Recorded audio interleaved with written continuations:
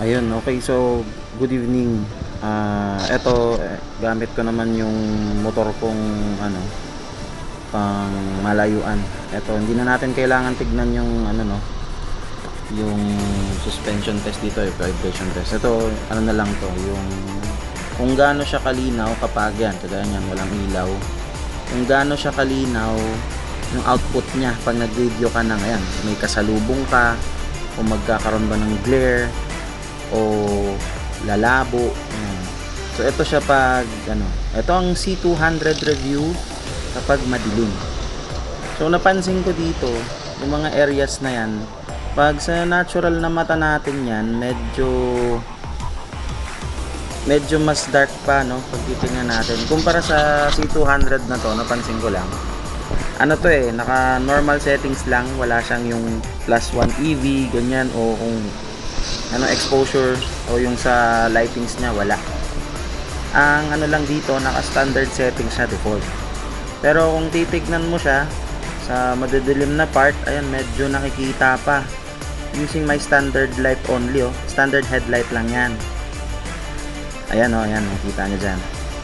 Pag may liwanag, mas maliwanag pa siya sa normal na nakikita ng mata natin. So maganda rito, kumbaga parang may automatic enhance na siya sa liwanag. Enhanced brightness, ano. Hindi siya sobrang dilim. Halimbawa, kung punta ka mag-Ironman challenge kayo, ganyan, o kaya mga endurance na gabi. Gusto nyo i-cover, maano siya, malinaw siya kahit gabi. Kasi may mga cam na ano yung ang pangit na pag gabi, pag araw lang maganda. Pixelated siya kapag kapag gabi kasi yung dilim di niya na kaya, yung lightings di niya kaya i-enhance. Hindi kagaya nito ni SJ Cam C200.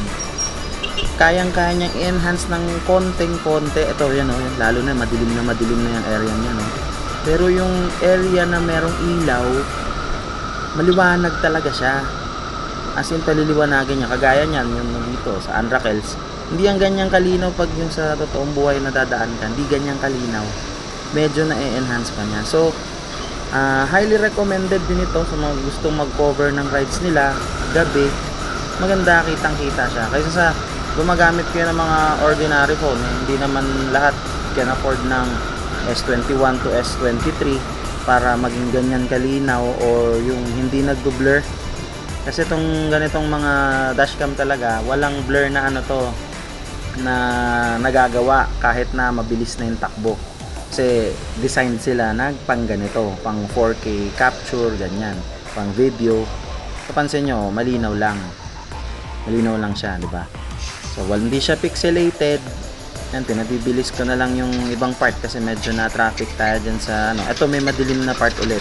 Binuksan ko yung yung auxiliary light. Yan napakaliwanag. Kung saan yung may liwanag, i-enhance pa niya. Kung saan yung sobrang dilim, medyo madilim talaga, pero pag may konting liwanag na napadaan doon, paliliwanagin pa niya lalo yung output sa video.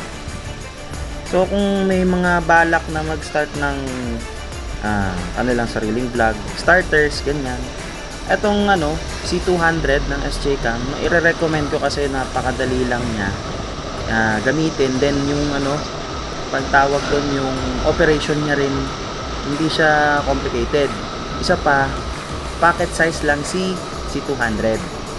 Yun ang maganda ron. So maliit siya, hindi siya yung madalas na pahaba na sasakop sa buong bibig ng helmet mo So hanggang dito na lang muna guys yung natin, yung testing natin sa cam natin sa dilim Marami pa tayong review regarding dito, yung underwater naman next time.